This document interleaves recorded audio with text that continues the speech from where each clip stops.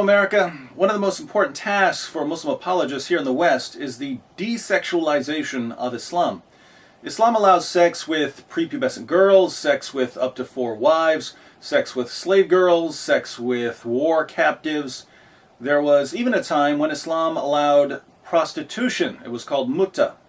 Sunnis believe that Muhammad eventually condemned the practice. Shias still believe mutta is okay. Muhammad had sex with at least 9 wives on the same day. Yes, Muhammad was allowed to break the 4-wife rule. After all, he was the one who was receiving the revelations. Nothing suspicious there. Muhammad had sex with his wife Aisha when she was 9 years old. He had sex with his female captives and his slave girls. And Muhammad, according to Surah 33:21 of the Quran, is the example that all Muslims are supposed to imitate. Islam proclaims that Muslim men who enter paradise will be given at least 72 virgins. We hear a lot about the number 72, but according to the Hadith, 72 virgins is the minimum. A really good Muslim will receive far more women in paradise. According to Ibn Kathir, the greatest Islamic commentator of all time, Muslims in paradise will be able to have sex with 100 virgins a day. And in case Muslims are worried that they won't have the strength for that much sex, Muhammad promised that Allah will give them miraculous sexual abilities, including eternal erections. Now in the West, Muslims want to portray Islam as the pure, holy, uncorrupted worship of Allah. Islam's about modesty and self-control and decency.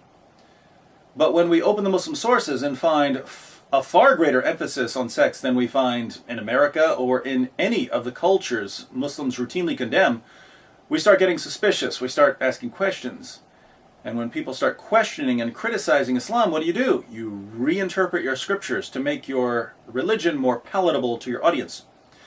And this is the standard practice for many Muslims in the West. What's disturbing is that some of the top American television networks are now totally on board with the project. They're actually helping Muslims water down Muhammad's teachings in order to make Islam more attractive to Westerners.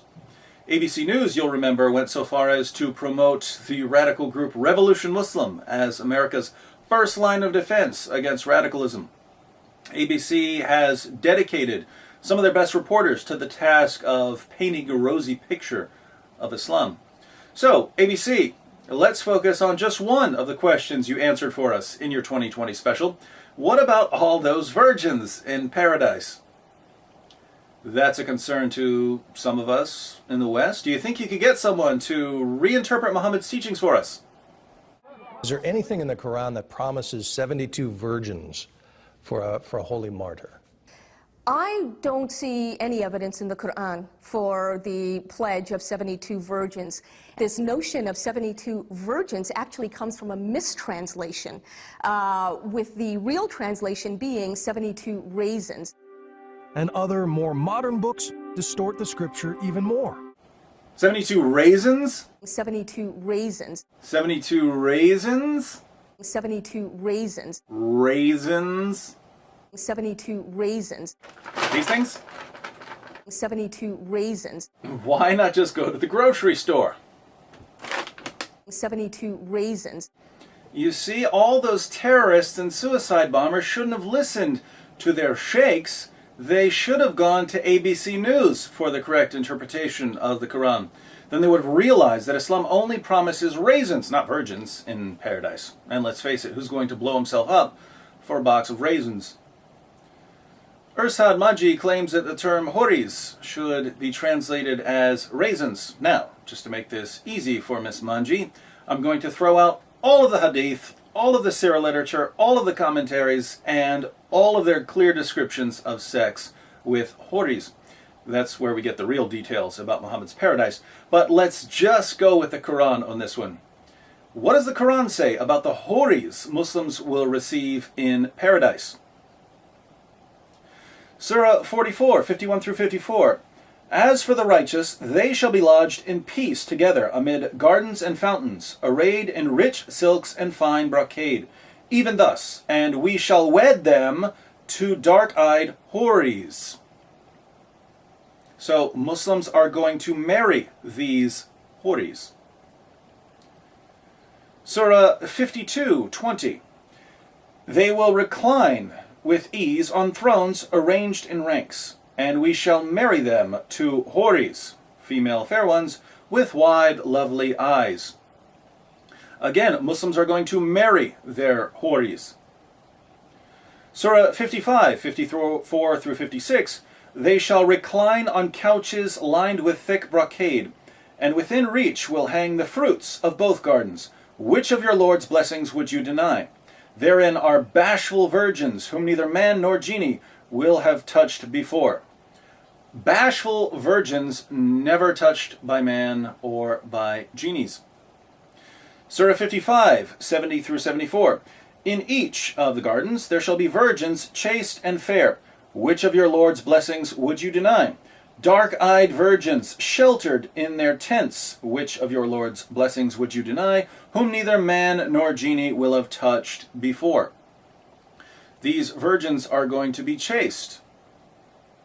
Surah 56, 22 through 24.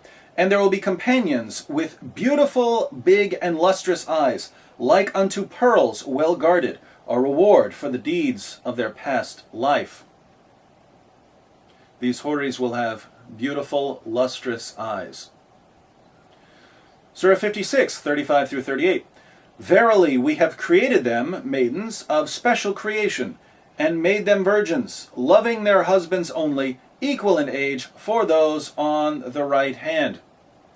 The houris will be very loving. Surah 78, 31 through 34.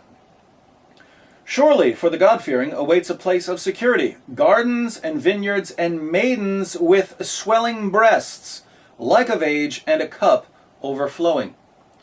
The houris will have swelling breasts. Let's put all of this together. According to ABC News, Muslims in paradise will get married to beautiful-eyed, large-breasted, chaste, loving raisins that have never been touched by man or jinn. That's your story, ABC? If I were a Muslim, I think I would actually be upset at this distortion. Go ahead and try to insert the word raisins into some of the verses we looked at. And we shall marry them to Raisins. with wide, lovely eyes. Surely, for the God-fearing awaits a place of security, gardens and vineyards and Raisins. with swelling breasts. Is ABC News accusing Muslims of being attracted to raisins? Oh, the Islamophobia. Being attracted to raisins would be much, much weirder than being attracted to virgins. It's grapophilia. Do you like dried fruit? Convert to Islam. You'll get to marry some large-breasted raisins.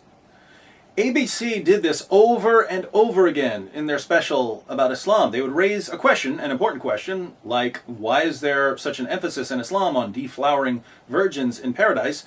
And then they'd give an answer that can't possibly be correct. All you have to do is open up the Quran and you'll see that the Quran can't possibly be referring to raisins. And then after misleading millions of Americans, ABC would move on to the next topic. When did it become the job of American television networks to deceive Americans, to water down the facts, and to help propagate Islam? I don't know. But the sooner people realize what's going on, the sooner we can start demanding accurate answers to our questions. Stay tuned, America. We've got a lot more to cover.